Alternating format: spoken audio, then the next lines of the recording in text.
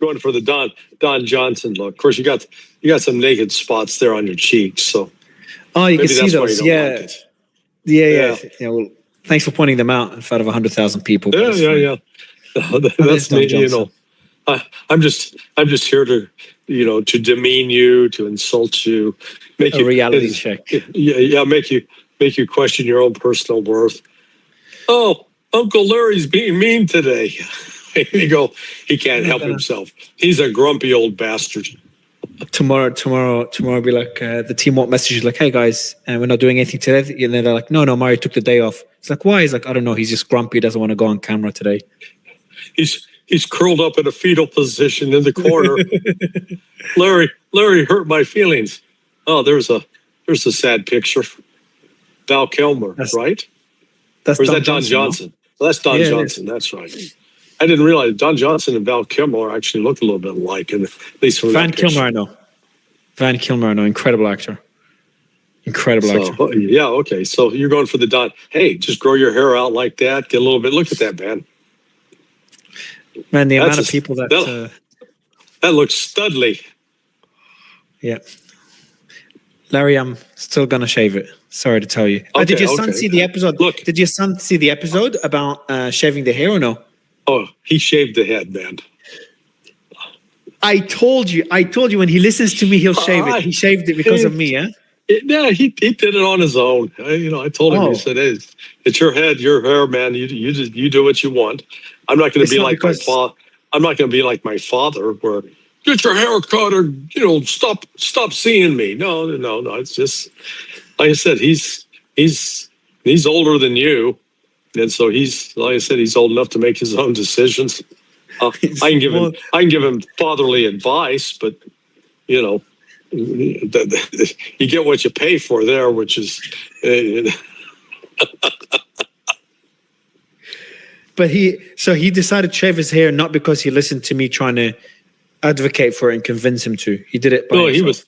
But he went along. He went along with your same. The same. It's nice and clean. Now, in his case, because when he was born 45 years ago, he was born 3 months premature. He had a massive brain hemorrhage. They ended up having to put in 2 different ventricular stents in his head. Oh wow! And initially, for like the first 5 weeks of his life, because there was such a massive fluid buildup in his brain, they had to drain him. They put a needle in through the top of his head, and then they secured it with a little Dixie cup. He looked like a miniature Shriner. Okay. Wow. We still got pictures of that. So now he's got all these scars on his head. I told him, I said, dude, you look like Frankenstein. He looks badass. Scars on your head. It's pretty cool. Yeah. You go, oh my God. Better than spots on the cheek. More manly. Okay. All right. So the biggest news, there's a lot today, unsurprisingly. My optimism took a big hit today after a lot of conversations and a lot of thinking and looking at the news as well. So I'm becoming more and more bleak. There is, but I want to start with something novel today, and that's the Pickaxe Mountain that they're talking about. Mm-hmm. So we've talked about it, but there's a lot of developments on that front. So in a press briefing, he was talking to reporters when he was next to the Lebanese president. Trump was asked, do you believe that Iran has moved nuclear centrifuges into Pickaxe Mountain? Trump says, we follow the material. That's where the action is. And we'll be hitting that area very probably pretty soon. There's not much they can do about it. Normally, I wouldn't say that. I thought they could do something about it. I would never say that, but we'll be hitting that area pretty soon and very heavily.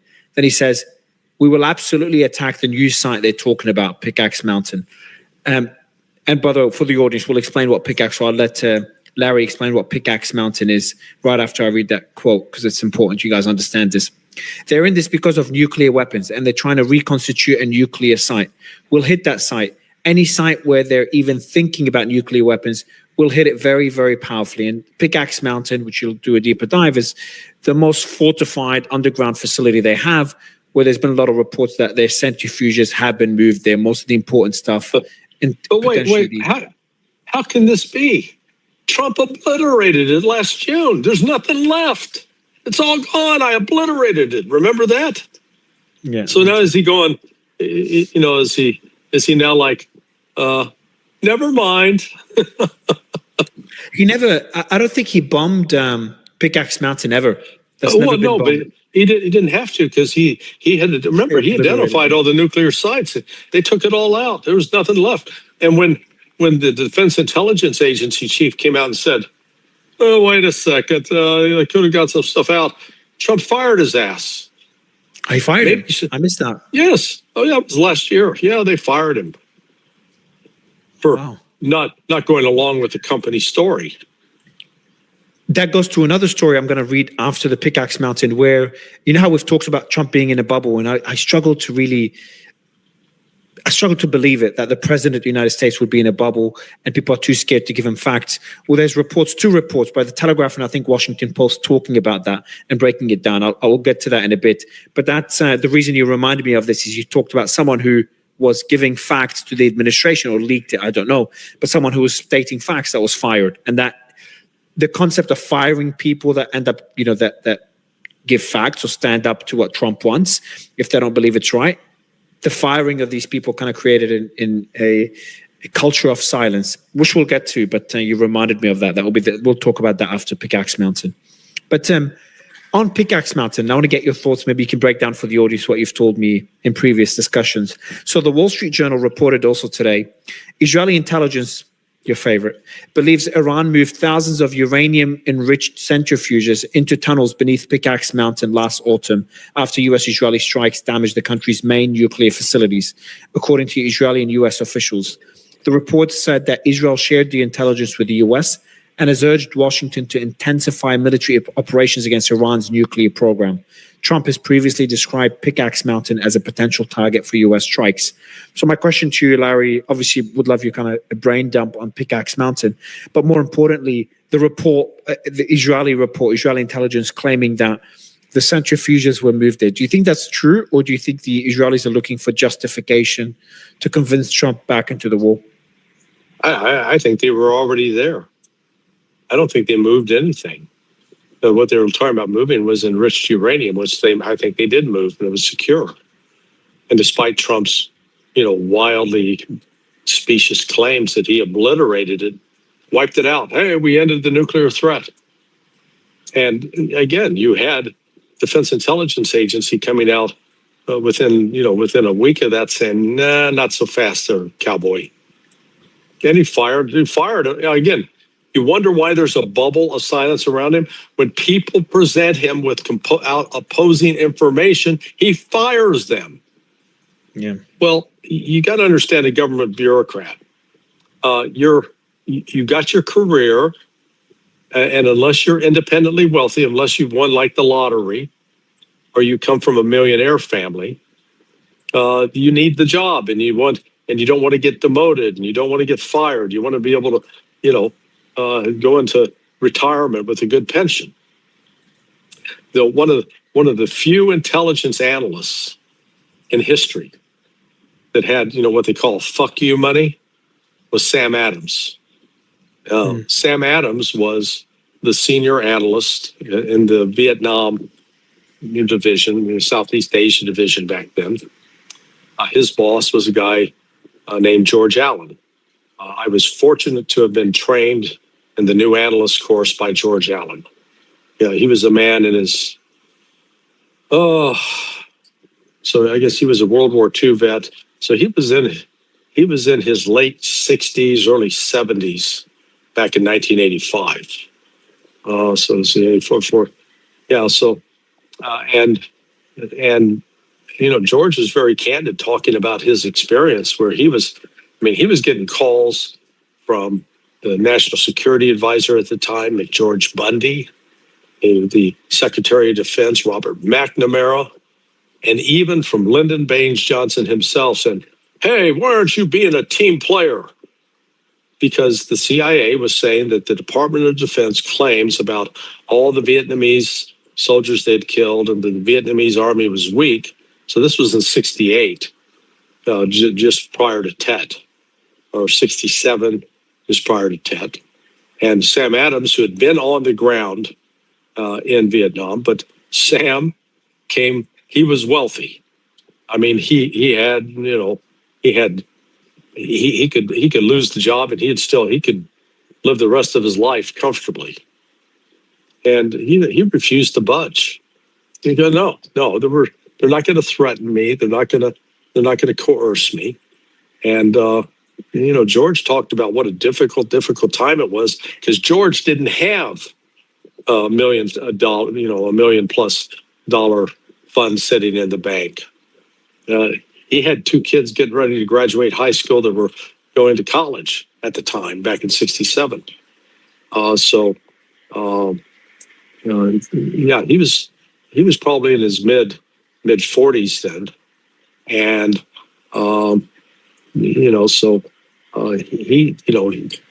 he didn't cave, but he took a lot of slings and arrows. So that's why today I don't think you've got anybody in the analytical side that's sitting there on $1 million plus, $10 million, $50 million. Because if you're sitting on that kind of money, then you don't have to worry about being intimidated. You can say, no, this is my honest judgment, and if you don't like it, too bad.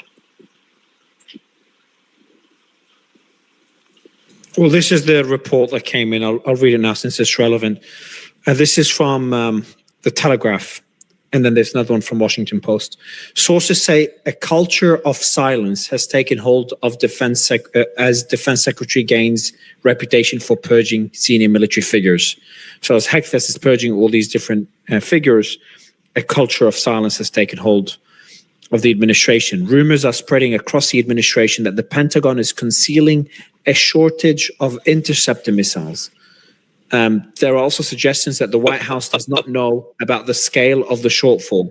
Sharing bad news. So this is a source that says the following. An insider says, sharing bad news or realistic news doesn't seem to end well for anybody. Another said a culture of silence was causing problems for Hegseth, the U.S. Secretary of Defense or War. So that's according to the Telegraph. And then there's another one by the Washington Post that says the same thing. The Washington Post, independent from the Telegraph, reported on the fact that the Pentagon officials are hiding the missile shortage from the defense secretary and other higher ups, fearful of punishments for not bringing in good news from Iran. Well, and so this is like a combat leader.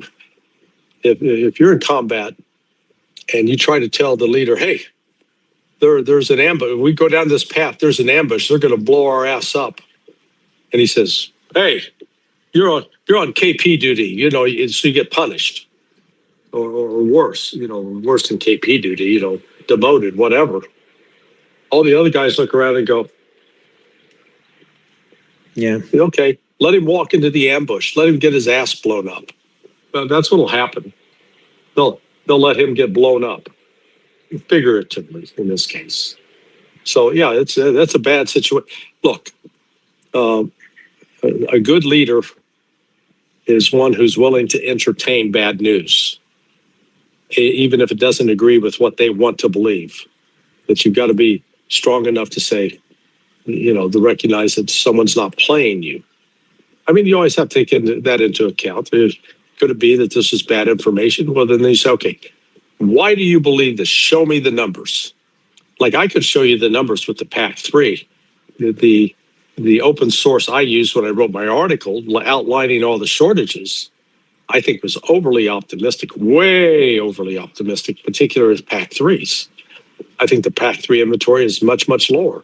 But it's a simple math problem. You go over time, how many had been produced up until December 31st, 2025? It was like 6,200. Okay, go back and look at how many were used during the Gulf War. How many were given to Ukraine? Like 1,000. How many were given to U.S. allies overseas? Well, about 2,000. How many were given to EUCOM? How many were given to PACOM? How many were given to AFRICOM? How many were given to SouthCom? They all got some. And then when you get into an actual combat environment like we've seen both in Ukraine and now in the Persian Gulf, where you got to fire at least two of those missiles. And in some cases, they fired 4, 6. that means that the stock's depleted. Now you go back and say, well, okay, but they're still producing more, aren't they? No, they're not, or they're not producing them at the rate that you think. They may be producing. I think they're lucky if they produce. So you get about 700 a year. So they're producing 6 a month. Or I mean, excuse me, they're producing 60 a month. 60, yeah. Well, on that point, so we've talked about the bubble around Trump and the two reports. And, I'll just mention a quick quote before we go back to the munitions. Something funny that happened. You can play no need for play the clip. But the Lebanese president said to Trump, "I've been looking forward to the visit for a long time and to meeting such a great president like yourself."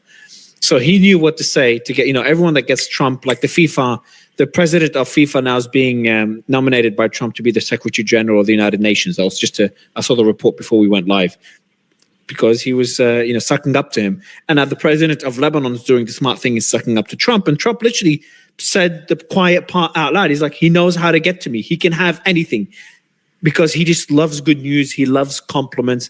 And we're seeing that in public, obviously, and privately, we're getting reports of the same thing. How brown was Owen's nose? Oh, up his ass. It took me a while to get that one. I haven't checked. Okay. We'll watch the video in a bit.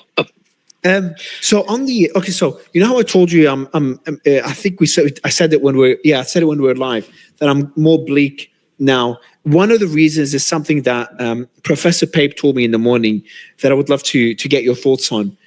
I told him about the reasons why I think the war, Trump cannot afford to continue the war. And one of the reasons I said is the depleted munitions. And he said to me, "Mario, one thing I've learned working with the military and seeing the targeteering department, I must be butchering the terms, but the people that take care of which bombs to use, how many we have, and which bombs to use for which targets, etc., is that the munitions play a very small role in dictating whether to continue a war relative to political ambitions, strategic objectives, etc. Because all they do is instead of using long-range strategic missiles, for example, they start using dumb bombs, which have less precision and maybe might cause more collateral damage and more damage as a whole, maybe even less effective, or may need bigger quantities of them, or shorter range missiles. But from his analysis, the depleted munitions will actually play a smaller role than expected. Not that it should play a bigger role, but in his view, the reason he's worried the war will continue is because of the political reasons. Trump needs a win. Trump needs to tell MAGA, Iran is not going to charge a fee at the Strait of Hormuz, or we got some nuclear concessions, or we beat Iran. Otherwise, if he's humiliated out of this war, it destroys his whole image. And he's saying those forces, he compared it to Lyndon B. Johnson in Vietnam, the political forces are going to play a much bigger role in dictating what the president does next, in comparison with things that we treat more importantly, me, you, Professor Pape, and most people I speak to, things that matter, including the price of oil, the economy, and in this case, the depleted munitions. So when he said that to me, I started thinking a lot about it, and got me a bit worried, more worried than I was. I think it's ridiculous. I mean, I like Professor Pape, but I don't think he has much experience working with the military. Hell, does he even have experience using a handgun? Saying that if you're being threatened by somebody and you got an empty gun and it's no big deal, excuse me, having ammunition to shoot, to take out a threat, is the heart and soul of war. I mean, after that, what are you going to do? Write strong letters? No, I mean, his argument, they'll use dumb bombs, they'll use short-range missiles and dumb bombs and other munitions. No. Okay. Stop with the dumb bombs. How are dumb bombs delivered? A drop from aircraft, which means the aircraft actually have to fly over Iranian territory. What they've been doing, they're not flying over Iranian territory to drop missiles that fly 200, 300, 400 miles. They launch them from the border so they don't have to put their aircraft over the land, so they don't get blown out of the sky.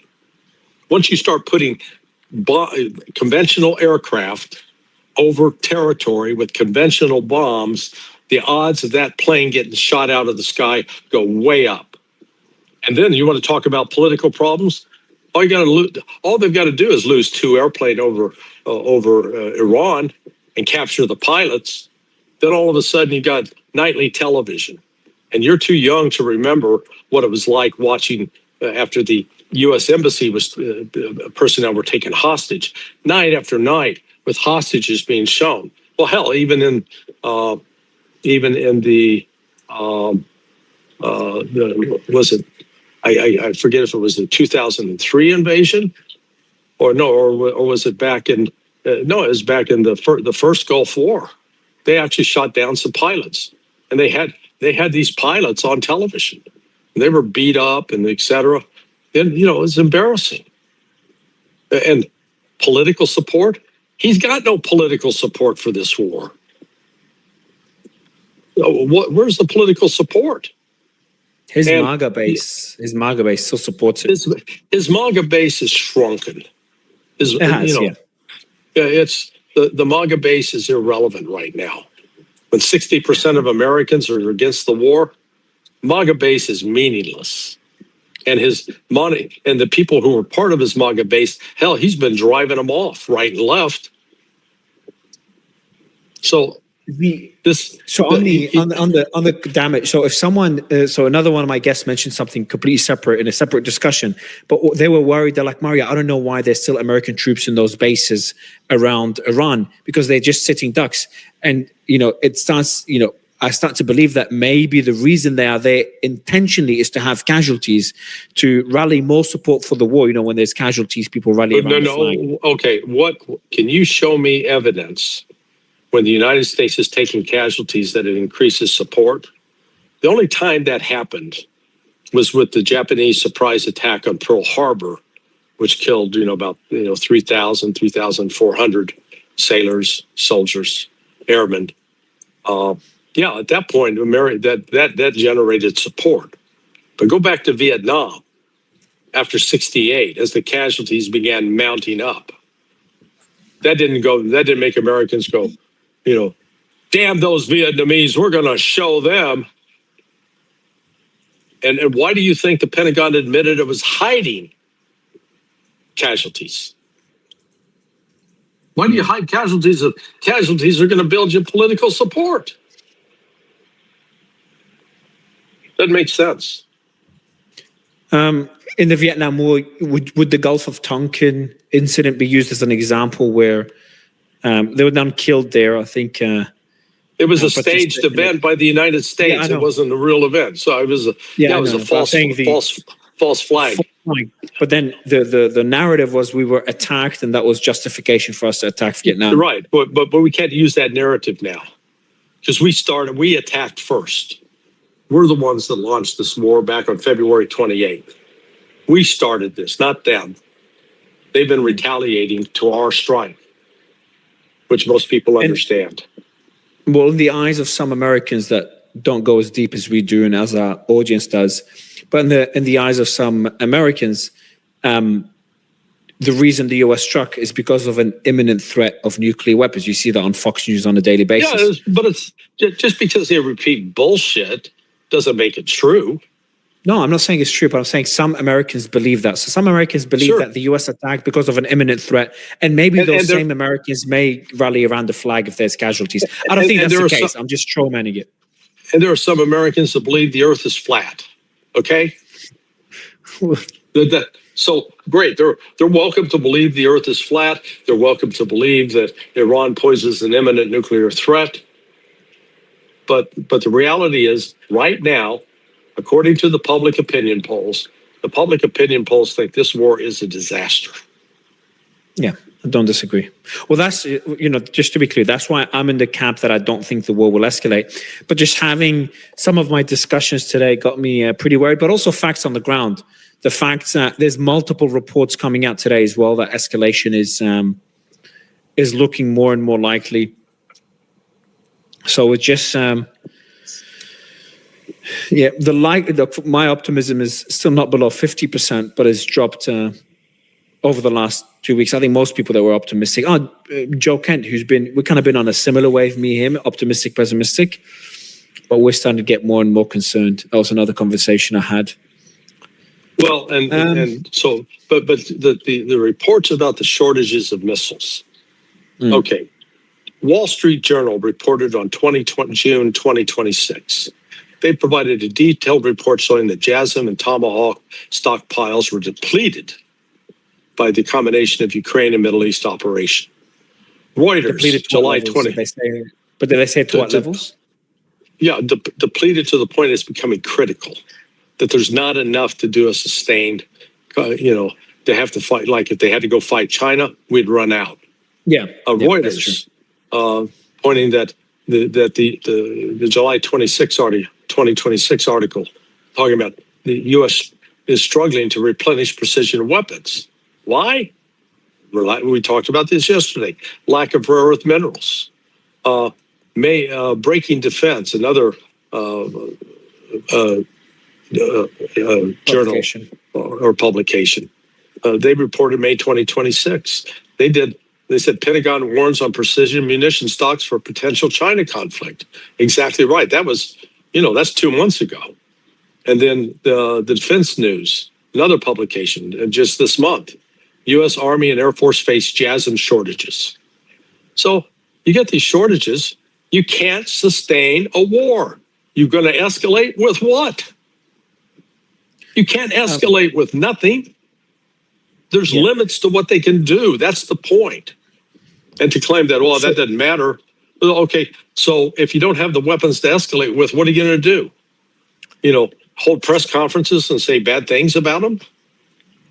So first, no, it doesn't matter. It just matters less than I thought. I thought it would be one of the main factors on why the war will end soon. Second, in terms of the stockpiles running out, so the office that came out with that report, their conclusion, and I've had them on the show a couple of times, their conclusion is that munitions are depleted to critical levels, 50%, 25%, 30%, depending on which missile or interceptor. But the US has enough to continue this war for a prolonged period of time, but won't have enough, as you said, for a future war with China. So what if the military establishment was not able to tell the president, hey, you're putting the US at in grave danger by depleting munitions further in case we have a conflict in Taiwan, in case there's a conflict anywhere else in the world? What if Trump doesn't listen to these people and continues depleting the munitions to zero to achieve his objectives or try to achieve his objectives? Again, it goes back to what I've said before. As far as China is concerned, it's great news. The United States should go ahead and expend as many as they can on Iran, because those are missiles that will not be available to fight China. And China's not looking to go to war, but they recognize the United States as a loose cannon, and ultimately sees China as its major threat. Hell, but again, the United States can't handle Iran. They couldn't handle the Houthis. And now they're going to handle the Chinese? No, I don't think the Chinese are they don't have a great warrior tradition. And they've fallen flat on their face. And the last time they tried any outside the country military adventure back in 1979. Now, maybe they've gotten better since then. But the point is, you don't have an unlimited stockpile. And each command has sort of, if you will, what they consider a minimal number that they would need to carry out a mission. And what they mean now that we're at critical levels, we're fallen below the levels that they need to carry out their missions. Now you can cannibalize PACOM and UCOM and pour those missiles and, the precision missiles into the CENTCOM, but then, kiss away UCOM and PACOM.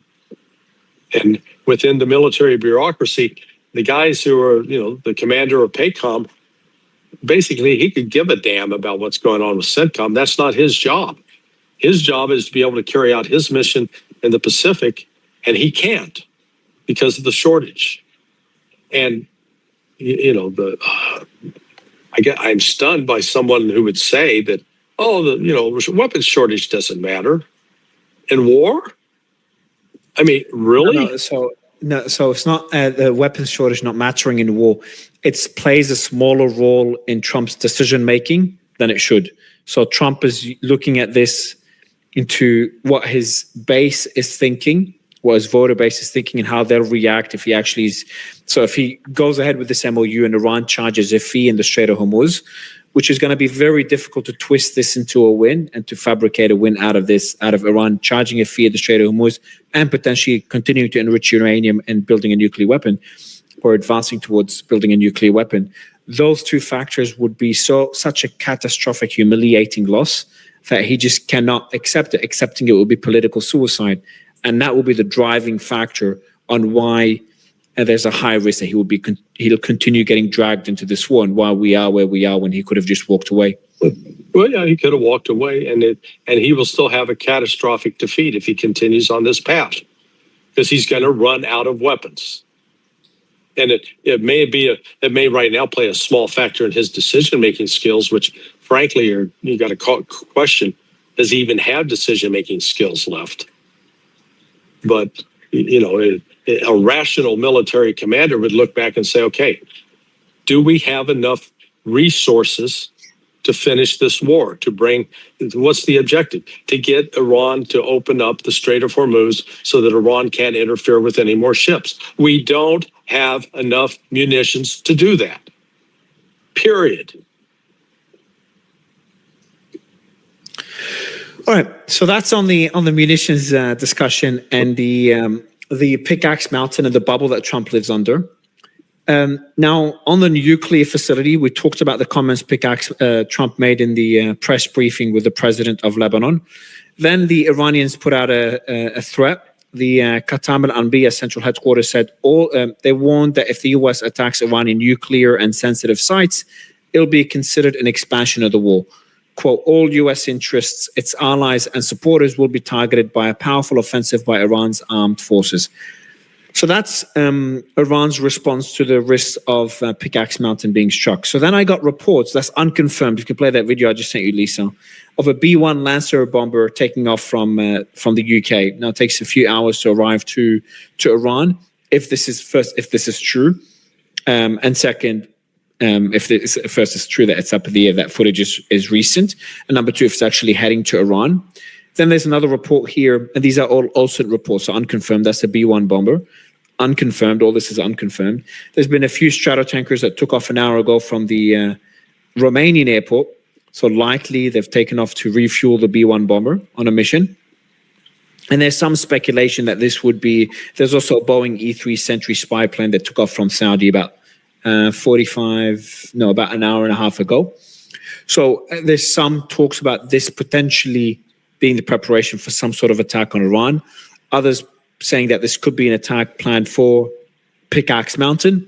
But the only thing with Pickaxe Mountain, a B-1 bomber won't be enough. You'll need a B-2 bomber, and there's an explanation here. Even a B-2 bomber, as you've explained, is not enough. The B-2 bombers are capable of carrying nuclear weapons as well as the GBU 57 MOPs used in the 12-day war to attack the Natanz and Fordow facilities, to use the bunker buster bombs that they've used to attack the nuclear facilities of Iran during the 12-day war on that last day. So the B-2 bombers is the one that carries the bunker busters, the most recent, the latest bunker buster bombs that are the most powerful. If anything's gonna be able to cause damage in Pickaxe Mountain, it will be the GBU 57 bunker busters or a tactical nuke. Now, as you've said, by the way, and I'll let you say it again as well, like that still won't be enough to destroy the facilities because they're so deep underground. There are 100, at least, let's say at least 120, some estimates 150 meters, maybe deeper. I know Alistair Crook, I think, has been in Pickaxe. Wow. It's so well fortified. It was built specifically to reduce and to protect against a nuclear blast. So go ahead, drop a nuke on it. All you're going to do is blow up all the rock on the surface. You might create a crater in the mountain. Does not destroy what's underground. And what's underground has been specifically designed to reduce shock, the vibrations that come from blast waves. So, if the United States hits that Pickaxe Mountain, say goodbye to Dimona, or the the nuclear facility in the United Arab Emirates. Those are the only two real nuclear targets in the entire area. Why do you think? Why would Iran need to retaliate and target those if the facility in Pickaxe is so deep that it won't be destroyed? Wouldn't Iran let the Americans attack it, waste their bombs on it, or they would cause issues in the entrances and the surroundings? No, they're not. They're not going to sit back and let the United States do that with no response. There'll be a massive response. And they've said again, not my words, theirs, that they would go after the nuclear sites. Correct? You scared me. No, they said they will retaliate. Let me see what they said exactly. If US attack it, it'll be considered expansion. No, that said it'll be so if they targeted, if the Americans targeted their sensitive sites, it'll be considered an expansion of the war. But they didn't say what they'll target. They'll just said the allies and the supporters will be targeted by a powerful offensive, but they didn't threaten specific targets. At least not yet. They did that with the bridges. If the bridges are struck, we talked about the port and airport in the UAE was threatened to be struck, but they haven't threatened Dimona yet. I wouldn't be surprised if they do. They did that during the war. Yeah, and look at during the war, during the 12-day war, you mean, right? No, there was during the war earlier this year. They threatened Dimona and they struck not the facility, but they village. Yeah, they struck nearby. But yeah, I think this is playing with nuclear fire. Yeah. So, but I think actually the United States is going to bomb Pickaxe, and then this war is going to escalate. So, and the United States economically cannot afford to continue the war for a protracted period.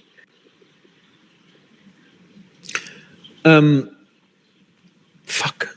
I should have written it down. Dimona, Pickaxe strike. According to the Israeli report, do you think the Iranians are currently enriching uranium in Pickaxe, if you had to guess? Or from the information that you have? Probably. I'd say yes. So they're building a nuke, potentially. Well, I'd say why wouldn't they now?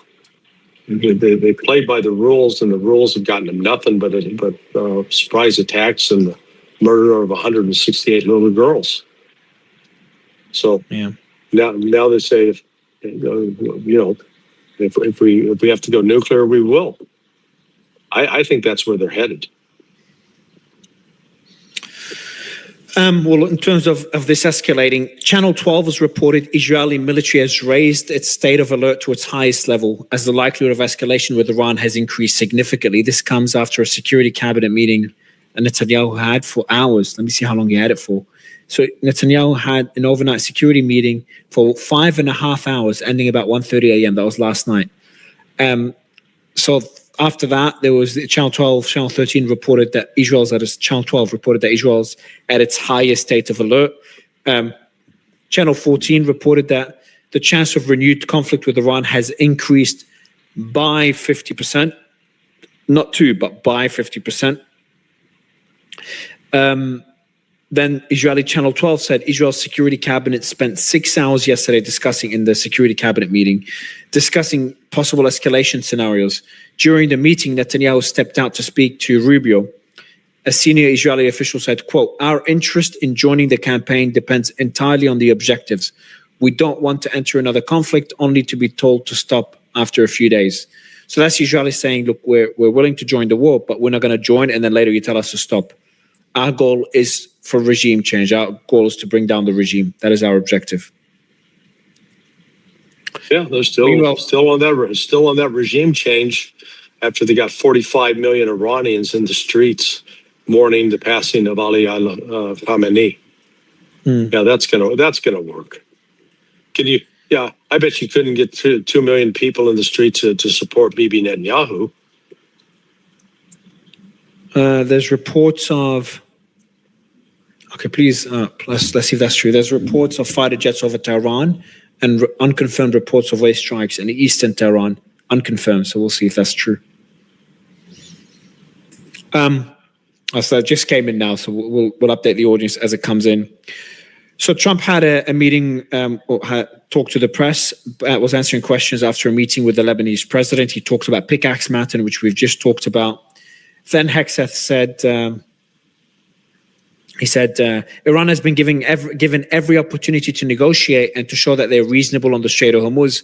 But if they're going to shoot at commercial shipping, then we're going to hit them, as the president has said, 10 times harder. And then Trump said it would take decades to rebuild. I don't believe they could ever rebuild. Honestly, they haven't seen anything yet. We've been nice. Then a reporter asks Trump, there are no signs that Iran is ready to stop fighting. So what is the plan? Trump says, he starts to mock her. How would you know? How would you know if there are no signs? Why? Why? Do you know something that I don't know? You don't know what dialogue is taking place behind the scenes. They want to meet desperately, blah, blah, blah, as always. They want to desperately meet until they are ready to meet in a meaningful way. We have no interest in meeting.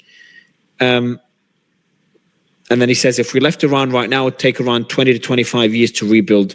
We're not finished at all. We're not leaving right now. So based on the reason I'm reading all these, it all indicates that there doesn't seem to be any path. You know, in the war, you'd see Trump make these statements that indicate he might want to off-ramp.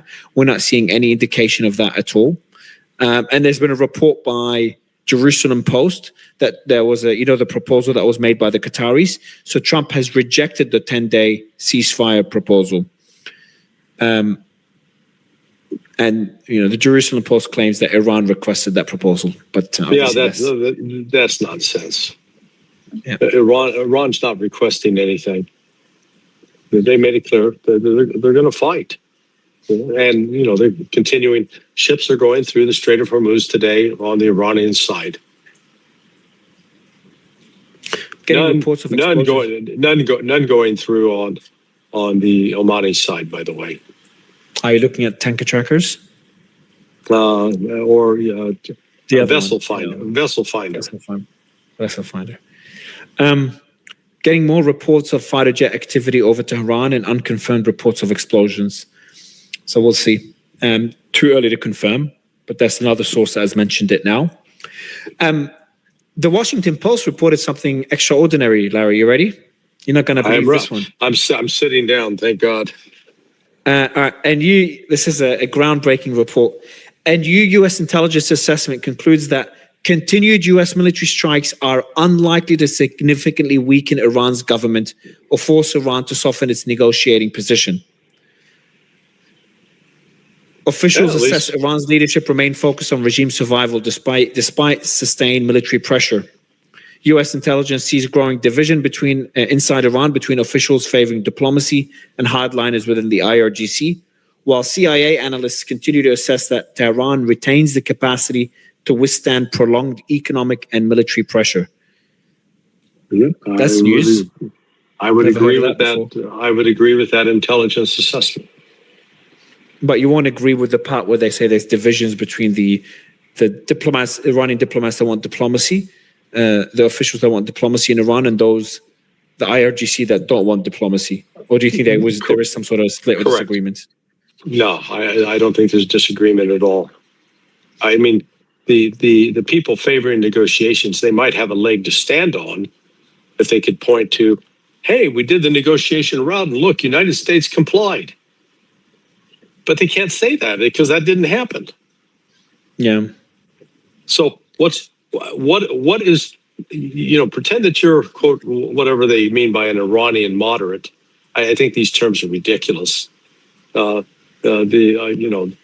are Iranian nationalists. And make the case for me why negotiations are a better route now for Iran as opposed to driving the United States out of the Persian Gulf by force, which they are doing. That's, we talked